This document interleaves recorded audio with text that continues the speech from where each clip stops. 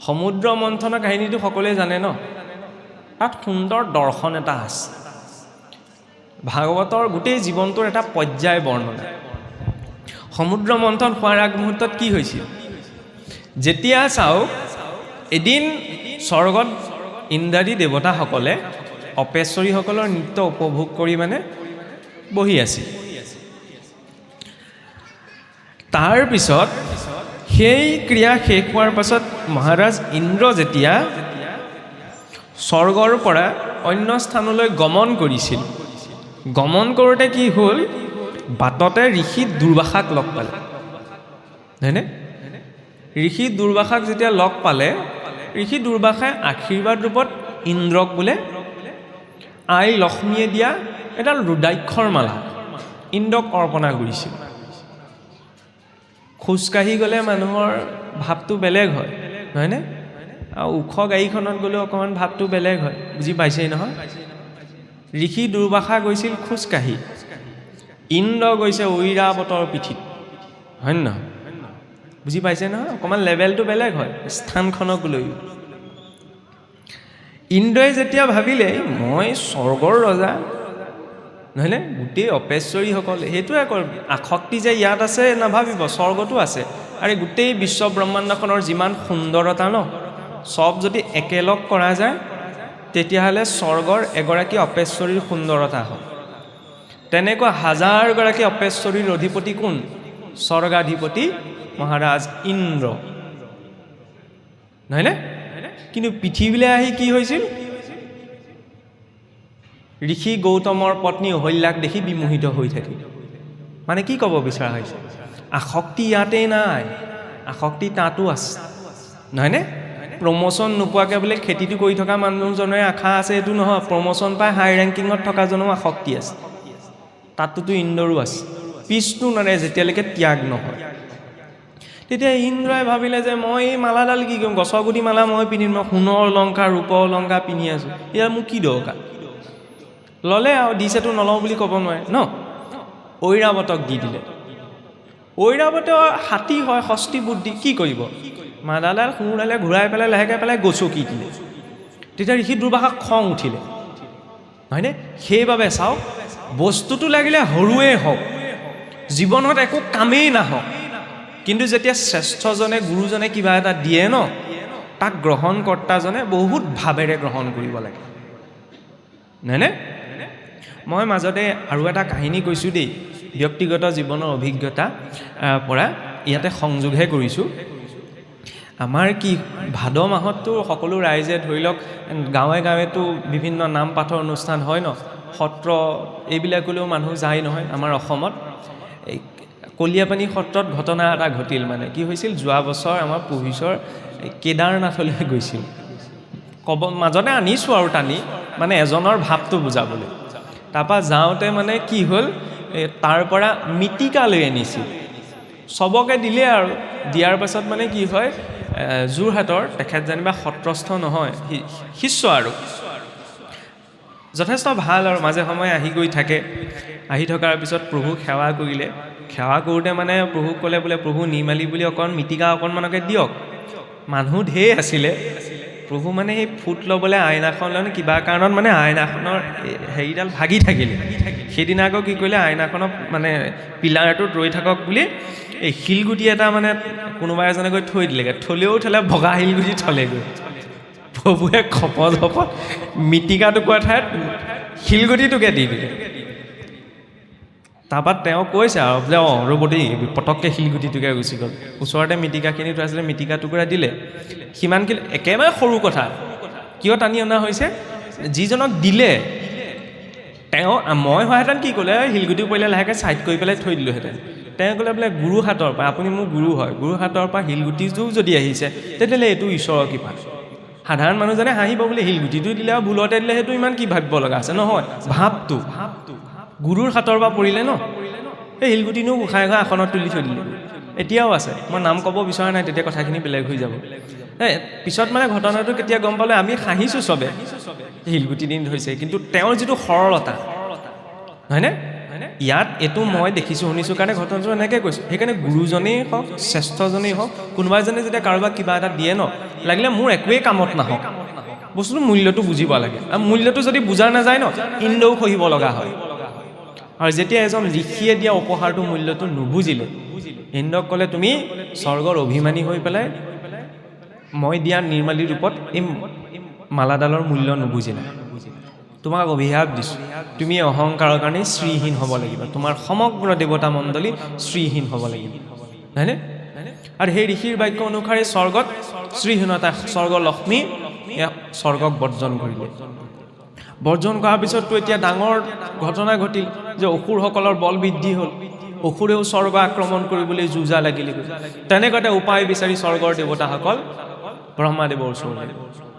ব্ৰহ্মাদেৱে ক'লে বোলে এতিয়া মই উপায়টো কেনেকৈ দিম, তোমালোকে নিজেই ভুলটো কৰিলা, মই নোৱাৰোঁ, মহাদেৱৰ ওচৰত যোৱা, নহয়নে? তাতো ৰেংকিং, আমি ইয়াতহে একদম চিধাই যোৱাৰ কথা পাতোঁ। উচ্চ লোকত ঋষিসকলেও এটা ষ্টেপ ৱাইজহে যায়, আমাৰ কিছুসকলে চিধাই জখলাটো বনাই আকৌ একদম ডাইৰেক্ট। আৰে ডাইৰেক্ট নহয়, MLA জনৰ ওচৰলৈ যাওঁতেও ডাইৰেক্ট যাব নোৱাৰে, জগতৰ ঈশ্বৰ হয়, হয় নে নহয়? এটা পৰ্যায় সাপেক্ষে যাব পাৰি। এতিয়া ইয়াৰ পাছত কি হ'ল, মহাদেৱৰ ওচৰত যেতিয়া গ'লগৈ তেতিয়া মহাদেৱেও ক'লে বোলে উপায়টো বোলে প্ৰভুহে দিব পাৰিব, কাৰণ মহাদেৱ আকৌ বৈষ্ণৱসকলৰ ভিতৰত প্ৰধান হয়, বৈষ্ণৱানাম যথাসম্ভু, নহয়নে? সেইকাৰণে মহাদেৱৰ নামত পাৰিলে ভাংকণ খাব নোৱাৰিলে ভাল। আমাৰ সমাজত প্ৰচলন হৈ থাকে যে তেওঁ বৈষ্ণৱ হয়, নহয়নে? শিৱ বিষ্ণুৰ মাজত কোনো ভেদ নাই। ইয়াৰ পিছত মহাদেৱে ক'লে বোলে আমি নাৰায়ণৰ ওচৰলৈ যাওঁ, কাৰণ সকলো আৰাধনাৰ ভিতৰত শ্ৰেষ্ঠ আৰাধনা কাৰ? আৰাধনা নাম সৰ্বেশাম বিষ্ণু আৰাধনাম পৰম। কোনে কৈছে? স্বয়ং মহাদেৱে কৈছে। যেতিয়া নাৰায়ণৰ ওচৰত গৈ উপস্থিত হ'লগৈ ন, তেতিয়া নাৰায়ণে প্ৰস্তাৱ ৰাখিলে ক্ষীৰ সমুদ্ৰ মন্থন কৰাৰ, যে তোমালোকে আৰু অসুৰ আৰু দেৱতাসকলে লগ লাগি পেলাই ক্ষীৰ সাগৰ মন্থন কৰা, বাসুকীক জৰি কৰা, মন্দৰ পৰ্বতটোক মথনৰ মাৰি কৰা, তাৰ পৰাই সাগৰ মঠিলে অমৃত উৎপন্ন হ'ব, আৰু সেই অমৃতক পান কৰিলে তোমালোকে পূৰ্বৰ শ্ৰী ঘূৰাই পাবা। প্ৰস্তাৱটো ক্ৰমে আহিলে। এতিয়া অসুৰে দেৱতা এনেই ইটো সিটোক দেখিব নোৱাৰে, একেলগে সাগৰ মঠিব। কিন্তু যেতিয়া প্ৰস্তাৱটো গম পালে যে সাগৰ মঠিব, সাগৰ মঠিলে কি ওলাব? অমৃত ওলাব, তেতিয়াহ'লে মানে এইটো ঘুমি গ'ল, হয় নহয়? মানুহে যেতিয়া বহুত ডাঙৰ লাভ এটা পায় ন, তেতিয়াহ'লে চৰ খাই হ'লেও আনিব, শুনিবলৈ টান হ'ব পাৰে, হয় নহয়? 10,000 টকা দিলেই গোটেই দিনটো চৰক আৰু জয় জ্ঞান চলি থাকে নহয়, হয় নহয়? নেখাই নবাই ঢেচ খাই পৰিও যায়। আপত্তি জনোৱা নাই দেই, সেইটো নাভাবিব মই কিবা আপত্তি জনাইছোঁ, ভাল কথা, আৰে পইচা পাইছে সেইকাৰণে গৈছে, হয় নহয়? 10,000 টকা পাওঁতেই যেতিয়া চৰকাৰৰ জয় জ্ঞান হ'ব পাৰে, গোটেই দিনটো নোখোৱা নোবোৱাকৈ থাকিব পাৰে, তেতিয়াহ'লে ঈশ্বৰে জীৱনৰ প্ৰতিটো উশাহ নিশাহ দি আছে নহয়, জীৱনটো দিছে নহয়, পৰিয়ালটো দিছে নহয়, সমাজখন দিছে নহয়। তেওঁৰ নামটো কওঁতে আগত জয় গান নহয় কেলে? তেওঁৰ নামটো ওলোৱা সময়ত আকৌ লাজ লাগে, বিড়ম্বনা সেইখিনিতে। পুৱা গধূলা ডাঙৰকৈ ঈশ্বৰৰ নামটো ল'বলৈ লাজ লাগে। লাজ নহয়, কৃপণ, মস্ত কৃপণ। তেনেকুৱা কৃপণ আজিলৈকে পৃথিৱীত হোৱা নাই। অসুৰবিলাকো ইমান কৃপণ নাছিল, যদিও ইমান অত্যাচাৰ অহংকাৰ কৰিলে নিজৰ ইষ্টদেৱৰ উপাসনা কাহানিও এৰি নিদিলে। আমাৰ আকৌ পুৱা গধূলা প্ৰাৰ্থনাটো কৰিবলৈও লাজ লাগে কেতিয়াবা। প্ৰাৰ্থনা কৰিবলৈ আকৌ জানিবও লাগিব, সেইটোও ডাঙৰ কথা, হয় নহয়? গীতা ভাগৱত এইভাগ আমি চিনি পাওঁ, সমাজত আমাৰ ভকতসকলে চলাই আছে কাৰণে, হয় নহয়? এনেই সাধাৰণ মানুহ এজনক সোধকগৈচোন, ভক্তি ৰত্নাকৰ দেখিছা? ভক্তি ৰত্নাৱলী ভাগৱত পাতোঁতে আমাৰ ভকতসকলে ক'ব লাগে আমুকৰ ঘৰত চাগে ৰত্নাৱলী ভাগ আছে, লৈ আনগে যা। সকামে নিকামে নপঢ়ে যে, চলি থাকে কাৰণে গীতা ভাগৱত ঘোষা কীৰ্তন এইভাগ আৰু চব মানুহে চিনি পায় আমাৰ অসমীয়া, হয়নে? ৰত্নাৱলী ৰত্নাকৰ ভক্তি প্ৰেমাৱলী এইবিলাক বৰকে চিনি নাপায়, নপঢ়ে, পঢ়া নাযায়। সকাম নিকামকেইটাহে এইভাগ জীয়াই ৰাখিছে, হয়নে? কিন্তু যাত্ৰাটো সেইখিনিৰ পৰা আৰম্ভণি হ'ব লাগে। মুছলিমজনে চৰকাৰে মাদ্ৰাছা বন্ধ কৰিলেও কোৰাণ পঢ়াবই, হয়নে? আমাৰ আকৌ চব খোলা আছে, তথাপি নপঢ়ে। ইয়াত কথাটো কোৱা নাই, ঘৰখনত মহাপুৰুষে বহুত কষ্ট কৰি লিখি থৈ গৈছিল ন। তেতিয়া গছৰ বাকলি এৰুৱাই এৰুৱাই সাঁচি পাতত গছৰ গুটি চেপি চেপি সাঁচি পাত প্ৰস্তুত কৰি ইমান ডাঙৰ ডাঙৰ গ্ৰন্থ লিখিলে, হয়নে? আমাৰ এতিয়া বগা কাগজখিলা দেখিলেও ধৈৰ্য নাই, পঢ়িবলৈ ধৈৰ্য নাই, হয় নহয়? সময় নাই, কষ্ট কৰি থৈ গৈছে ন। ইমানখিনি কষ্ট কৰি লিখা পঢ়া কৰিবলৈ আমাৰ 80% মানে পঢ়া শুনা বাদ দি দিলেহেঁতেন। কোনে সাঁচি পাতত লিখি পেলাই পঢ়িবলৈ শুনিবলৈ যাব? তাৰ মাজতো দুই এজন ওলাব পাৰে, সেইটো মই ক'বলৈ যোৱা নাই। ত্যাগৰ মূল্যটো বুজিব লাগে, নহয়নে? এতিয়া এনেই এটা কথা কওকচোন, ভাগৱত ভাগ অসমীয়ালৈ কোনে অনুবাদ কৰিলে বাৰু? আমাৰ যে ভাগৱত ভাগ, এই ভাগৱত ভাগ যে পাঠ যে কৰি আছে, অসমীয়ালৈ অনুবাদ কোনে কৰিছিলে বাৰু? মহাপুৰুষ শংকৰদেৱ, নহয়নে? ভাবেনে নাভাবে? কি ভাবে? কোনে লিখিছিলে বাৰু অসমীয়ালৈ?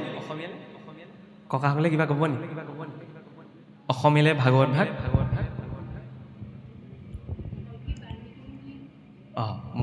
মহৰ্ষি বাল্মীকিয়ে বাৰু ৰামায়ণহে লিখিছিল, হয়। মানে সংস্কৃতৰ পৰা ভাগৱত ভাগ অসমীয়ালৈ আমি যে এতিয়া পাঠ পঢ়ি আছোঁ, কোনে লিখিছিল বাৰু? কোনোবাই ক'ব নি? বাহিৰত থকাসকলক কোনোবাই ক'ব নি? কওকচোন, কিবা ক'ব নি? নকয় ন? এতিয়া বুজি পাইছেনে সমস্যাটো কি? আমাৰ চাওক, নামঘৰ চব পকা হৈ গ'ল, চব হৈ গ'ল, চব সুবিধা গোটাই ল'লোঁ, বুজিছেনে নাই?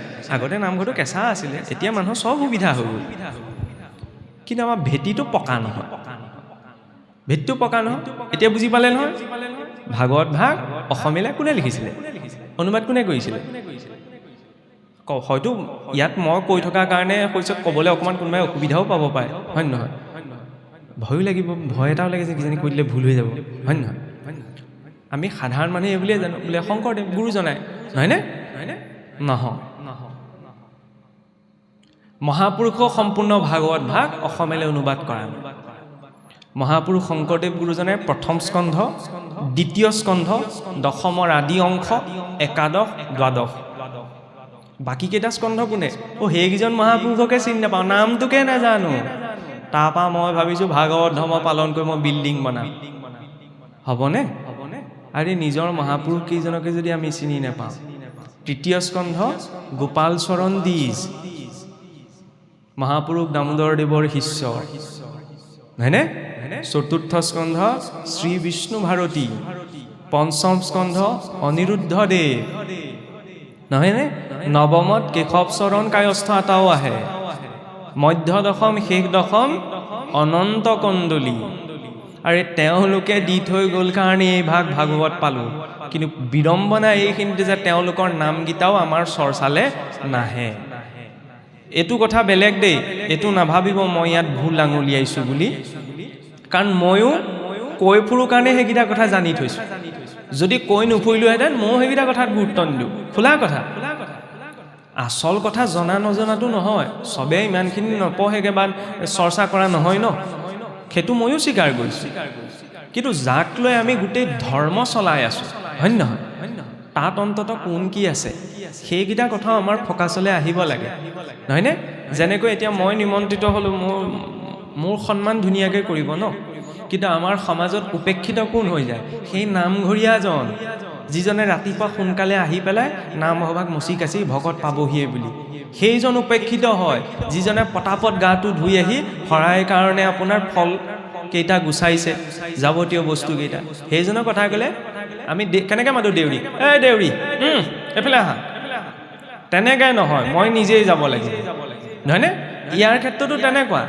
আমি বহুত ডাঙৰ কথাই কৈ আছোঁ ধৰ্মৰ নামত, কিন্তু যিসকলে আমাক অনুবাদ কৰি দি থৈ গ'ল তেওঁলোকৰ নামকেইটাই নাজানো। নামঘৰটোৱে তেনেকুৱা হয়, কেতিয়াবা নামঘৰীয়াজনো উপেক্ষিত হ'ব লগা হয়, দেউৰীজনো উপেক্ষিত, মানুহ বুলিয়েই নাভাবে কিছুমান জেগাত। এইটো নহয়, কোনে কি কৰিছে ডাঙৰ কথা নহয়, সন্মান সকলোৱে আছে ন, তেতিয়াহ'লে তেওঁলোকৰ প্ৰতিও সেইটো সন্মান লাগে, যাতে দেখাজনে আপোনাৰ আকৰ্ষিত হৈ সমাজলৈ আহে। মই ক'ব বিচাৰিছোঁ সেই কথাটো। এতিয়া চাওক, যে এতিয়া তাৰপিছতে কি হ'ল, সমুদ্ৰ মন্থন কৰিবলৈ গ'ল, প্ৰস্তাৱটো লৈ অসুৰবিলাককো ক'লেগৈ বোলে সাগৰ মন্থন আহা একেলগে কওঁ, বোলে আমি নকওঁ, দেৱতাৰ লগত, দেৱতাৰ নামেই নুশুনো, এই বোলে কৰিব লাগিব। কিয়? কাৰণ সাগৰ মথিলে অমিত ওলাব, অমিত সমানে সমানে ভাগ কৰি ল'ম। এই যেতিয়া ভাগৰ কথা আহে ন, ভাগ পোৱা বস্তু য'তে পায় ন তাত মানুহ যাবই, ভাগ নাপালে ক'লৈকো নাযায়। ভাগ, হয়নে? ঘৰমূলি ভাগটো নাপালে বিপদ আছে আকৌ, হয়নে? প্ৰসাদ ন্যূনতম, কাৰণ ঘৰলৈ পোৱাৰ লগে লগে আমাৰ এনেও প্ৰসাদ হৈ নাথাকে, বুজি পাইছে নহয়? সেইকাৰণে ইয়াৰ মূল্য এটা আছে, সেই মূল্যটো ৰাখিহে। এতিয়া চাওক, যেতিয়া প্ৰস্তাৱটো পাই গ'ল বোলে সাগৰ মন্থন কৰিলে অমৃত খাবলৈ পাব, সমানে ভাগ কৰি ল'ব, সাগৰ মন্থন কৰিবলৈ। এতিয়া বোলে ইমান ডাঙৰ সাগৰখন কেনেকৈ মুঠিম? বোলে মন্দৰ পৰ্বতটো আনিব লাগিব, নহয়নে? সেই মন্দৰ পৰ্বতটো কি?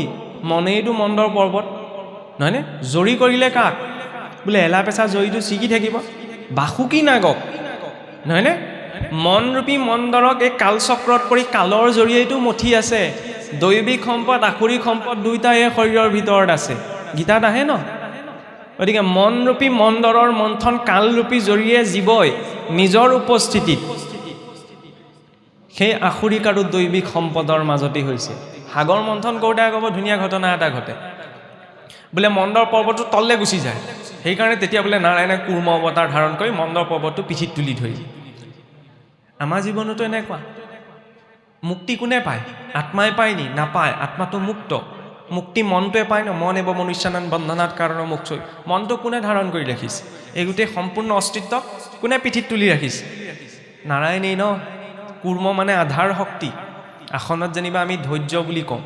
আধাৰ শক্তিৰ ওপৰতেতো কাল আছে, স্থান কালৰ একালিয়তাতেতো সৃষ্টি, নহয়নে? সেইবাবে কয় না আগতে বোলে কাছৰ ওপৰত অনন্তদেৱ আছে, অনন্তদেৱৰ শিৰত বোলে পৃথিৱীখন আছে।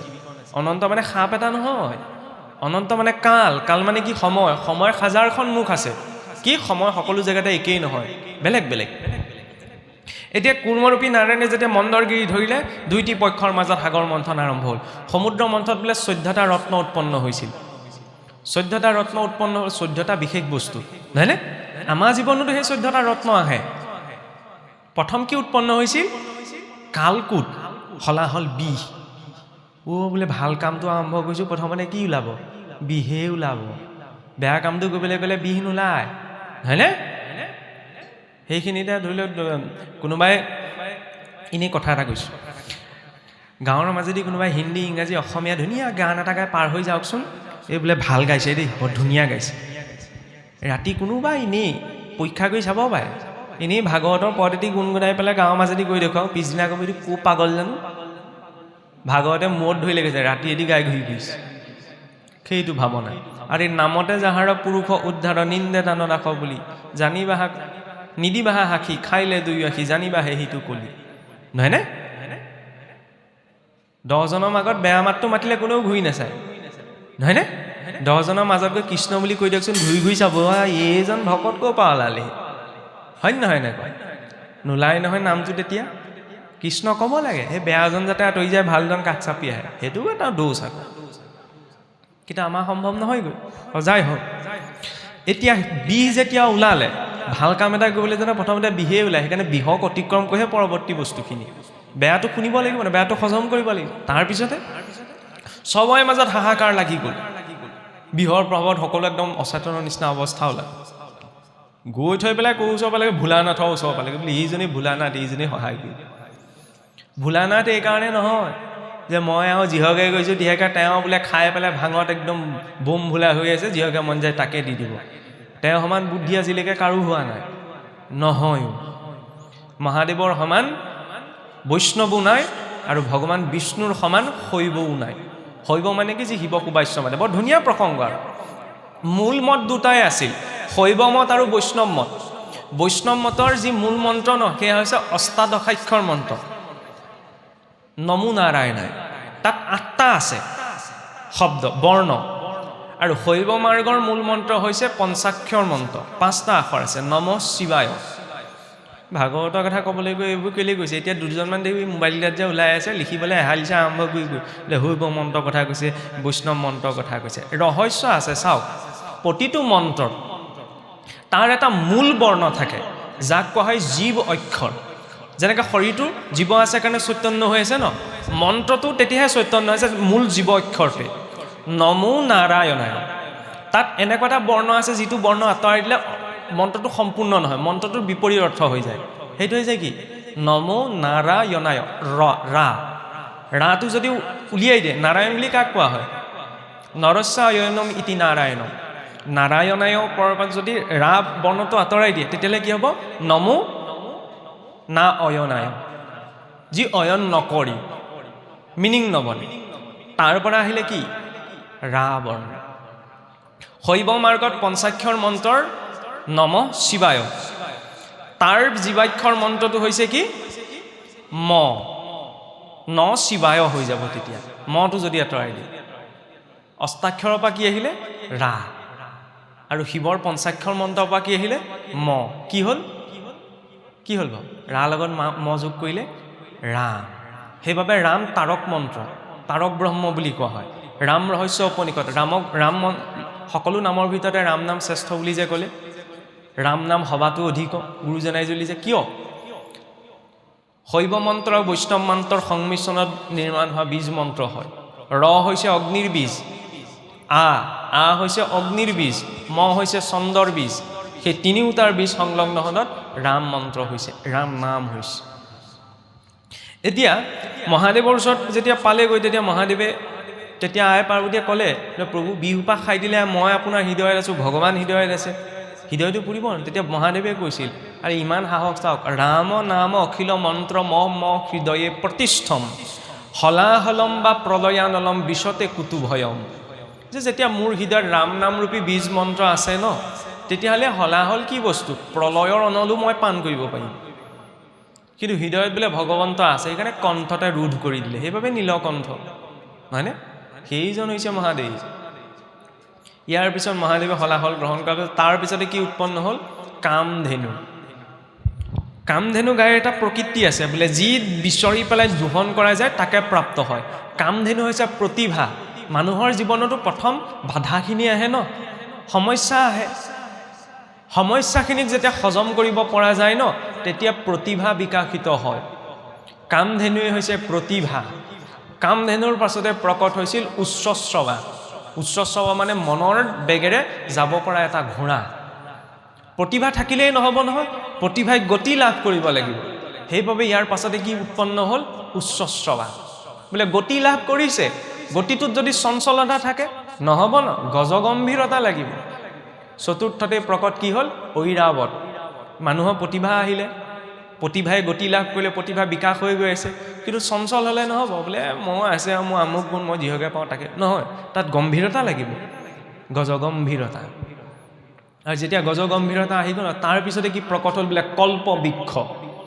কল্পবৃক্ষৰ সন্মুখত বোলে সংকল্প মাত্ৰকে মনৰ বিচৰা বস্তুটো পোৱা যায় কল্পবৃক্ষ হয় চেতনাৰ হেতু স্থিতি প্ৰতিভা বিকাশ হৈ যেতিয়া সি এটা স্থিতি প্ৰাপ্ত কৰে তেতিয়া সেই প্ৰতিভাৰ আধাৰতে মানুহে জীৱনত প্ৰয়োজনীয় সকলো বস্তু গোটাই ল'ব পাৰে হয় নহয় সাধন থাকিলেহে গোটাই ল'ব বিনা সাধনত কেনেকৈ গোটাব কল্পবৃক্ষ হৈছে চেতনাৰ হেতু স্থিতি ইয়াৰ পাছতে কি জন্ম হৈছে কল্পবৃক্ষৰ পাছতে ৰম্ভা যেতিয়া মানুহে তেনেকুৱা এটা স্থিতি পাইগৈ যে মই চব গোটাই ল'ব পৰা সামৰ্থ্যৱান হৈ গ'লোঁ মই গোটাই ল'ব পাৰোঁ তাৰ পিছতে আহে কি বিষয়ৰ চঞ্চলতাটো আহি যায় হয় নহয় যেন তেনে গুচি যায় মই পাই গ'লোঁ এতিয়া মই যিহকে পাই তাকে কৰিব পাৰোঁ ৰম্ভা হৈছে সেই বাসনাৰ প্ৰতীক সেই বাসনাত কোন মগ্ন হ'ল অসুৰ মানে কি যাৰ জীৱনত কোনো হাৰমনি নাই আৰু সুৰ মানে হৈছে দেৱতাসকল যাৰ জীৱনত শৃংখলা আছে হয়নে সেইকাৰণে সুৰহে হ'ব লাগে অসুৰ হ'ব নালাগে সুৰ গানটো শুনিবলৈ এইকাৰণে ভাল লাগে পাঠ পঢ়িছে যে সুৰ দি গাইছে কাৰণে শুনিবলৈ ভাল লাগিছে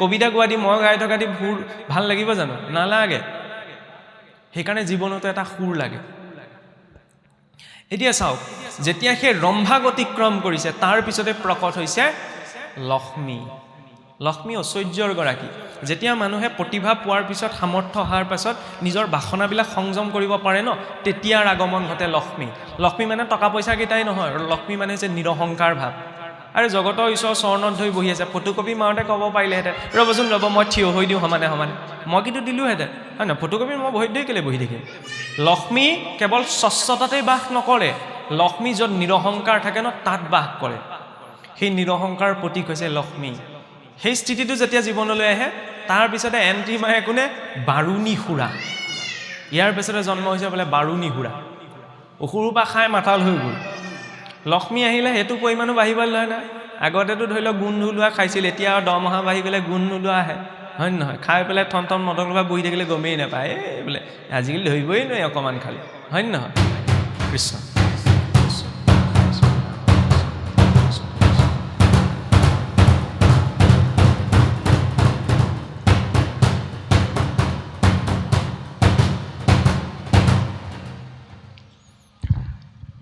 এইটো চিগনেল আকৌ দম দয়া দান যে দমন কৰা দয়া কৰা দান কৰা দবা কোপটো যে মনত পেলাই দিয়ে আৰু সন্ধ্যা লাগিল নহয় পাহৰি থাকিবও পাৰোঁ নহয়। এতিয়া চাওক, যেতিয়া লক্ষ্মীৰ প্ৰকট হৈছে, লক্ষ্মীৰ প্ৰকটৰ পাছতেই আবিৰ্ভাৱ হৈছে কাৰ? বাৰুণী সুৰা। বাৰুণী সুৰাক যেতিয়া অতিক্ৰম কৰে, বাৰুণী সুৰাকে নিচা যেতিয়া ঐশ্বৰ্য বৃত্ত গৈছে, তেতিয়া মানুহৰ নিচাবিলাক বাঢ়িবলৈ ধৰে, হয় নে? বহুতৰ নিচা উৎপন্ন হ'ব পাৰে, কেৱল সুৰাপানতে যে মানুহৰ নিচা থাকে নহয় নহয়। কাৰোবাক গালি পৰাও কাৰোবাৰ নিচা হ'ব পাৰে, হয় নে নহয়? হয় নহয়? কাৰোবাৰ ভুলটোকে দেখি থকাটো মানুহৰ নিচা হ'ব পাৰে। নিগেটিভ ভাবি বুলি ক'লে ঢেৰ আছে নহয়। সেই স্থিতিটো উৎপন্ন কৰাৰ পাছতে কি প্ৰকট হৈছিল?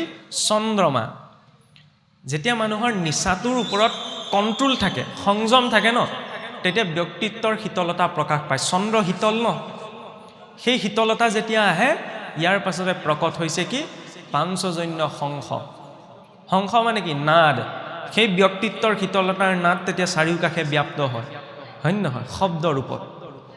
আৰু যেতিয়া চাৰিওকাষে ব্যাপ্ত হয়, ইয়াৰ পাছতেই প্ৰকট হৈছে পাৰিজাত পুষ্প, যাৰ সুগন্ধিয়ে গোটেই পৰিৱেশটো পবিত্ৰ কৰি তুলিব পাৰে। ব্যক্তিত্বত যদি সেইটো গুণ আহিছে ন, তেতিয়াহ'লে সেই ব্যক্তিত্বৰ গোন্ধই গোটেই পৰিৱেশটোকো সুন্দৰ কৰি তোলে, হয়নে? শক্তি সেই মাটিকণত নাই তেতিয়া।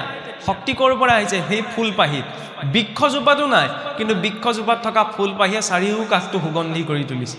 বুজি পাইছে নহয় ইনডাইৰেক্টলি কি কোৱা গৈছে? মাটিৰ বস্তু মাটিতে আছোঁ ন, শৰীৰটোৰ মূল্য নাই, কিন্তু এই শৰীৰত থকা জীৱটোক যদি এপাহি ফুলৰ দৰে বিকাশ কৰিব পাৰিছোঁ, তেতিয়াহ'লে চকু চবৰে যাব। কিন্তু ফুল লাগি নথকা কাঁইট গছজোপালৈ, কাঁইটীয়া গোলাপ ফুলজোপালৈ আৰু সন্মুখত থৈ দিলেও চকুটো নাযায়, কিন্তু গেলেকনিৰ মাজত থকা ফুলি থকা ফুলজোপালৈও 1000 কিলোমিটাৰ দূৰৰ পৰা ভোমোৰাটো উৰি আহিব। সেইকাৰণে জীৱনটোত সেই সুন্দৰতাটো লাগে। আৰু সেই পাৰিজাত পুষ্পৰ পাছতেই জন্ম প্ৰকট হৈছে বোলে ভগৱান ধন্বন্তৰী, সমগ্ৰ বৈদ্য শাস্ত্ৰৰ জ্ঞাতা। আয়ুৰ্বেদৰ আবিৰ্ভাৱ ভগৱান ধন্বন্তৰীৰ পৰাই। দেৱালীৰ আগত এটা দিন আহে চাবচোন, মানুহে ধনতেৰছ বুলি যে কয়। আমাৰ মানুহে ভাবে কি ধনতেৰছ মানে কি? ধন শব্দটো যে আছে, সেইকাৰণে এতিয়া অসমীয়া পালন কৰিবলৈ ধৰিছে। লক্ষ্মী বস্তু এটা আনিব লাগে, বোলে ঝাৰু আনিব লাগে, সোণৰূপ কিনিব লাগে, তেতিয়া বোলে ঢেৰ লক্ষ্মী আহে। মানে ধন শব্দটো দেখিলে কাৰণে তেনেকুৱা এটা বনায়েই ল'লে। নাৰায়ণ নাহিলেও হ'ব, মুঠতে লক্ষ্মী আহিব লাগে। কোনোবাই কৰিছে, তাত আপত্তি জনোৱা নাই। ধনতেৰছ ভগৱান ধন্বন্তৰীৰ আবিৰ্ভাৱৰ দিন, লক্ষ্মীৰ সৈতে জড়িত দিন নহয়। আৰু সেই ধন্বন্তৰী সেই জীৱনৰ সেই চেতনাৰ স্তৰটোৰ প্ৰতীক, যিটো স্তৰত সমগ্ৰ ঔষধি, ঔষধি মানে কি? কিবা এটা ৰোগত পৰিলে চিকিৎসা কৰিব পৰা ক্ষমতা ন, ৰোগ প্ৰতিৰোধ ক্ষমতাযুক্ত এটা পদাৰ্থ। চেতনাও তেনেকুৱা এটা স্থিতি প্ৰাপ্ত কৰে। জীৱনত পোৱা যিমানবিলাক ৰোগ আছে, ভৱৰোগটো এটা বেমাৰ নহয়, ঔষধ ক'ত আছে? ধন্বন্তৰীৰ হাতত।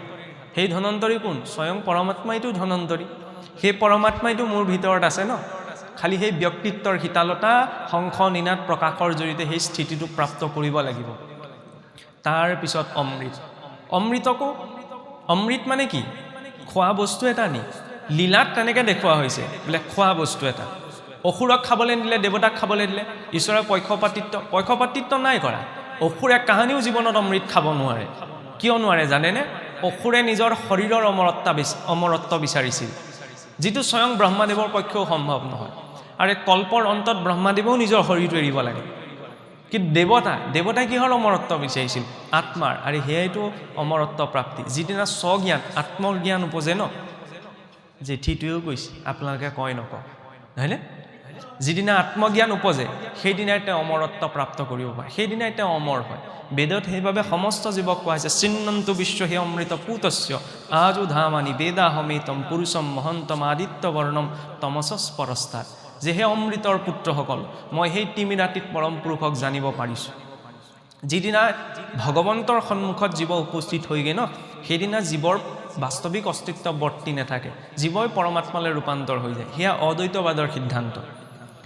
ভক্ত হনুমন্তক এবাৰ ভগৱান ৰামচন্দ্ৰই সুধিছিল যে তোমাৰ আৰু মোৰ মাজৰ সম্পৰ্ক কি? যে প্ৰভু, সেৱক ভাৱত মই আপোনাৰ দাস, জীৱৰূপত মই আপোনাৰ অংশ, আৰু তত্ত্বৰূপত আপুনিয়ে ময়েই আপুনি। সেয়াই ন, একে একে মিলিলে কি হয়? দুই হয়। একৰ লগত এক মিলিলে বিবাহ হয়, আৰু একৰ লগত এক মিলিলে একেই হৈ থাকে। সেইটো অদ্বৈতবাদৰ সিদ্ধান্ত। শ্লোকাৰ্ধেন প্ৰবক্সামি যদুক্তম গ্ৰন্থ কৌটিভি। যে মাত্ৰ আধা শ্লোকে মই এই কথা কৈছোঁ যে 1000 কোটি গ্ৰন্থই কি ক'ব পাৰে। 1000 কোটি কোটি গ্ৰন্থৰ সাৰ মাত্ৰ আধা শ্লোকত কোৱা হৈছে। কি বুলি? ব্ৰহ্ম সত্য জগত মিথ্যা, ব্ৰহ্মহে সত্য, জগতখন মিথ্যা, যাৰ সম্পূৰ্ণ সঁচাও নহয়, সম্পূৰ্ণ মিছাও নহয়। জীৱ ব্ৰহ্মইব কেৱলম, আৰু জীৱই সেই ব্ৰহ্ম। সেইবাবেতো জীৱ বেদততো অহং শব্দৰ পৰা আমিতো অহংকাৰক এৰিবলৈ লাগি থাকোঁ, অহংকাৰ কোনো এৰিব নোৱাৰে। অহংকাৰৰ পৰা সৃষ্টি হৈছে ত্ৰিবিধ অহংকাৰ। বেদত কৈছে অহং ব্ৰহ্মস্মৈ। পৰীক্ষিতেও 7 দিন ভাগৱত শুনাৰ পাছত কি ক'লেগৈ? ময়ো পৰমাত্মা তই নাহিকে সংশয়, বোলে ময়ে পৰমাত্মা, ইয়াত মোৰ শংকা নাই। নিজকে পৰমাত্মা বুলি কৈছে। সেইটো ব্যৱহাৰত সম্ভৱ নহয়, সেইটো অনুভৱত। ব্যৱহাৰত দ্বৈতভাৱেই থাকে যে জীৱাত্মাও বেলেগ পৰমাত্মাও বেলেগ, কিন্তু অনুভৱৰ স্তৰত জীৱাত্মা আৰু পৰমাত্মা এক হৈ যায়। জুইৰ পৰা উফৰি অহা ফিৰিঙতিটো বেলেগ নহয়নে? ফিৰিঙতিটো কেতিয়ালৈকে বেলেগ? যিদিনালৈকে ফিৰিঙতিটো শুকান বনডৰা পোৱা নাই। যেই ফিৰিঙতিটো শুকান বনডৰা পাই গ'ল, সেইদিনা সেই জুইকুৰা আৰু ফিৰিঙতিটোৰ মাজত পাৰ্থক্য নাথাকিল। ফিৰিঙতিটো কি হৈ গ'ল? জুইকুৰা হৈ গ'ল। যিদিনা ব্ৰহ্মপ্ৰাপ্তি হয় ন, সেইদিনা জীৱ বুলি বেলেগকৈ অস্তিত্ব বৰ্তি নাথাকে, তেওঁ পৰমাত্মাই হৈ থাকে। সেইকাৰণে কৈছে সৰ্বম খলু ইদং ব্ৰহ্ম, যে সমস্তই ব্ৰহ্ম। খালি অনুভৱ নাই হোৱা কিয়? অনুভৱ কিয় নাই হোৱা জানেনে? একমাত্ৰ প্ৰকৃতি মায়াৰ বাবে। সাংখ্যত কোৱা হৈছে 25টি তত্ত্বৰে শৰীৰটো গঠিত। পঞ্চ কৰ্মেন্দ্ৰিয়, পঞ্চ জ্ঞানেন্দ্ৰিয়, পঞ্চ তন্মাত্ৰ শব্দ স্পৰ্শ ৰূপ ৰস গন্ধ আৰু পঞ্চ মহাভূত ভূমি অগ্নি জলবায়ু আকাশ। 4টা অন্তৰন্দ্ৰিয় মন বুদ্ধি অহংকাৰ চিত্ত। নামঘৰলৈ আহক, বাটচৰা। বাচ্চাটো ডাঙৰকৈ বনাবলৈ, বাচ্চা ডাঙৰকৈ নবনায়, সৰুকৈ বনায়। চৰণ যুগল, মূল গা ঘৰটো বহলকৈ, দুফালে 2খন বাৰাণ্ডা, প্ৰকৃতিৰ আৱৰণ, ওপৰৰ ছাদখন 3টা বৰ্ণত চোৱা যায়। আগতে যিবিলাক নামঘৰ আছিল, এতিয়াতো 3 পাত আহিলে। 17তম প্ৰকৃতিৰ 3 গুণ, হয়নে? পঞ্চকৰ্মেন্দ্ৰিয়, ইয়াত 6টা আছে, মই হিচাপ কৰি চাইছিলোঁ। কিন্তু মূল আৰ্হিত চাবচোন 5টি 10টি খুটাই থাকে। 5টি কৰ্মেন্দ্ৰিয়, 5টি জ্ঞানেন্দ্ৰিয় ধৰি ৰাখিছে, নহয়নে? হৃদয়ৰূপী নাম গৃহ, মণিকূট ভাগ, দক্ষিণ কূলৰ পৰা উত্তৰ কূললৈ গতি, নিষ্ক্ৰিয় ৰূপত নিৰপেক্ষ ৰূপত তাত 7খলপীয়া আসন, জীৱনৰ 7টা স্তৰ, মূলাধাৰ, স্বাধিষ্ঠান, মণিপুৰ, অনাহত, বিশুদ্ধি, আজ্ঞা, সহস্ৰাৰ, 7টি চক্ৰৰ ওপৰত ভগৱন্তৰ স্থান। মই নিজকে জীৱাত্মা ভাবি আসনত কাম ক্ৰোধ লোভ মোহ মাজত মনটো, তাৰ ওপৰত জীৱ বহিব।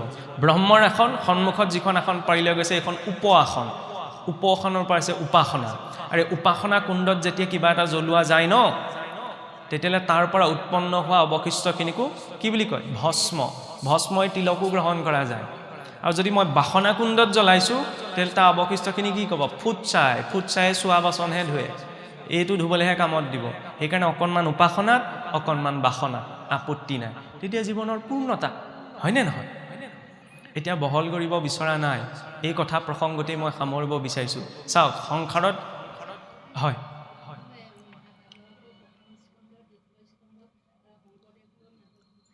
হয় দশমৰ যিটো আদি অংশ, আদি দশম কয়, আদি দশম মহাপুৰুষ শংকৰদেৱে, মধ্য দশম আৰু শেষ দশম অনন্ত কণ্ডলী, আৰু নৱম স্কন্ধত কেশৱচৰণ কায়স্থ এটা, আৰু লগতে কিছু অংশ চন্দ্ৰভাৰতীৰো আছে। চন্দ্ৰভাৰতী তেখেতলোকে নৱম, সেইটোৱে হৈছে নৱমত কেশৱচৰণ কায়স্থ এটা আৰু চন্দ্ৰভাৰতী 2জনৰ আছে। আৰু মধ্য দশম আৰু শেষ দশমত অনন্ত কণ্ডলী, আদি দশম মহাপুৰুষ শংকৰদেৱ। এতিয়া চাওক, 24টি তত্ত্ব হৈ গ'ল। তাৰ মাজত সাংখ্যই আৰু 2টি তত্ত্ব যোগ কৰিলে, প্ৰকৃতি আৰু পুৰুষ। পুৰুষ মানে মতা মানুহ নহয়, ইয়াত পুৰুষ মানে হৈছে জীৱ বা আত্মা। আত্মাটো নিৰ্লিপ্ত, কোনো গুণ দুখে নোচোৱে। তেতিয়াহ'লে আত্মা কিয় বদ্ধ হৈ আছে? কাৰণ আত্মাতে চাই থাকোঁতে চিনেমাখনত সোমাই গ'ল। চিনেমাখন, চিৰিয়েল বুলি ক'লে আগলৈ বেছিকৈ বুজি পাব নহয়। চিৰিয়েলখন যেতিয়া চাই থকা যায়, বেয়াকৈ একো নকওঁ, চিন্তা নকৰিব। কেতিয়াবা কৈ দিয়া যায় বেয়াকৈ এনেকুৱা স্থানৰ পৰা, তেতিয়া শুনাসকলে বেয়া পায়। বেয়া কথা নাই, চাওক পজিটিভকৈ লওক।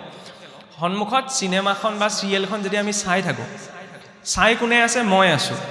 কিন্তু চিনেমা বা চিৰিয়েলখনত যেতিয়া কোনোবাই কান্দে, কন্দা দৃশ্য এটা চলি থাকে, তেতিয়া বহি থকা মানুহজনে যদি একান্ত মানে চাই থাকে, তেতিয়া এইজনৰ মনটো বেয়া লাগিবলৈ আৰম্ভ কৰে, হয় নহয়? তাত যদি কোনোবাই হাঁহে, এইজনেও হাঁহিবলৈ আৰম্ভ কৰে। ক্ৰিকেট খেলখন চাই থাকোঁতে 6 মাৰিব কোনোবাই, আৰু 6টো এই মাৰিলে বুলি চকী পৰা উঠিছে কোনোবা। মানে কি দেখা গৈছে? চিনেমাখন চাই আছে কোনে? পুৰুষৰূপী আত্মাই। কিন্তু ই প্ৰকৃতি হৈছে সেই চিনেমাখন। চাওঁতে ইমান মন দি চাইছে ন, সেই চিনেমাখনৰ ভিতৰতে নিজকে বিচাৰি পাইছে, হয়নে?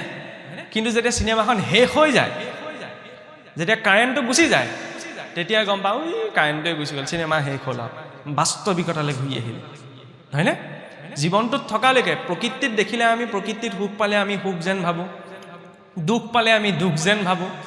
কিন্তু জীৱনৰ অন্তিম সময়ত যেতিয়া চিনেমাখন শেষ হয় ন, সেইদিনাহে গম পাওঁ যে মই নাছিলোঁৱেই তাত, চাই আছিলোঁ কাৰণে সুখ দুখ ভাল বেয়া মান অপমান অনুভৱ হৈ থাকিল বুজি পাইছেনে মায়া বুলি ক'লে বেলেগ একো নাই এই সন্মুখত চলি থকা এই দৃশ্য প্ৰপঞ্চ সমস্ত মায়া যাক কোনো এৰিব নোৱাৰে সংসাৰত থকালৈকে আৰু নিষ্ক্ৰিয় ৰূপত দ্ৰষ্টা ৰূপত কোন আছে আত্মা খালি ই চিনেমাখন মজগুল হৈ চাই আছে কাৰণে মানে ই ভাবি আছে কি তাত হাঁহিছে ময়ো হাঁহিছোঁ তাত দুখ পাইছে ময়ো দুখ পাইছোঁ নহয়নে তাত 6 মাৰিছে ময়ো 6 মাৰিম এইটো ভ্ৰমত আছে এইটোতো অৱস্থা মায়াৰ অৱস্থা নহয়নে এতিয়া আখৰাহে কৰি থকা হৈছে আচল ভাওনা আজি ৰাতিলেও নহয় আচল ভাওনা প্ৰত্যেকৰ সেই অন্তিম সজ্জাত হ'বগৈ হয় নহয় ভাওনা আগত আখৰা কৰি থাকে ন আখৰা কিয় কয় বচনবোৰ যাতে মনত থাকে নহয়নে কিন্তু কেতিয়াবা কি হয় আৰু বচন মুখস্থ কৰিলেও ভাওনাৰ দিনা যদি হাজাৰ হাজাৰ দৰ্শক বহি থাকে ন তেতিয়াহ'লে বচন পাহৰি থকাও যায় হয়নে অন্তিম মুহূৰ্তটো যেতিয়া আমাৰ ভাওনা চাবলৈ এইসকল দৰ্শক নাযায়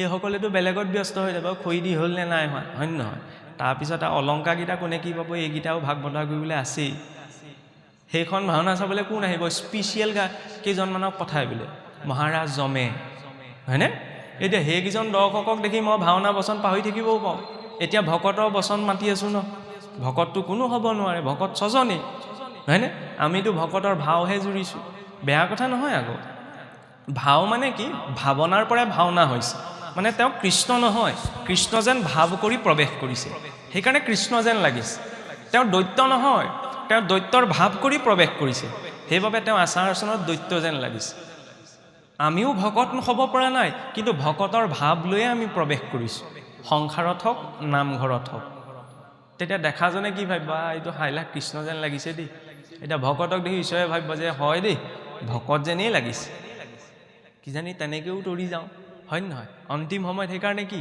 যেতিয়া চাবলৈ আহিব তেতিয়া যাতে ঈশ্বৰৰ চিন্তাটো পাহৰি নাথাকোঁ মহাৰাজ ভৰতে পাহৰি থাকিছিল আমাৰ যাতে সেইটো নহয় সেইকাৰণে মনত পেলাই যে অন্তিম সময়ত যাতে ঈশ্বৰৰ চিন্তন হয় ন সেইবাবে ইমানখিনি চিন্তনৰ ব্যৱস্থা যাতে খাওঁতে উঠোতে উঠোতে সকলো পৰ্যায়ৰ জৰিয়তে ঈশ্বৰ চিন্তনটো মনত বৰ্তি থাকে